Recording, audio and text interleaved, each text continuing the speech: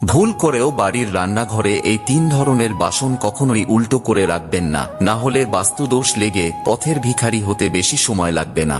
চলুন জেনে নিই, তবে তার আগে প্রভু শ্রীরামের ভক্তরা লাইক করে কমেন্টে জয় শ্রীরাম লিখে দিন। নাম্বার 1, তাওয়া, যার উপর আপনি রুটি বানান। অনেক বাড়িতেই রুটি বানানোর পর এই তাওয়া বা চাটুকে উল্টো করে রেখে দেওয়া হয়, তবে জেনে নিন ঘরে পণ্যের ত্রুটি এবং দারিদ্রতা আসার এটি একটি অন্যতম বড় কারণ হয়ে দাঁড়াতে পারে। তাই সব সময় গরম তাওয়া সোজাভাবে দাঁড় করিয়েই রাখা উচিত। Number 2, pressure cooker. একটি প্রেসার কুকারকে সব সময় তার ঢাকনা বন্ধ করে কোথাও বসিয়ে অথবা ঢাকনা খোলা অবস্থায় কোথাও ঝুলিয়ে রাখাই উচিত। উল্টো অথবা উপর করে প্রেসার কুকার রাখলে তা বাস্তু ত্রুটি এবং বাড়িতে অর্থ সংক্রান্ত সমস্যা বয়ে আনে।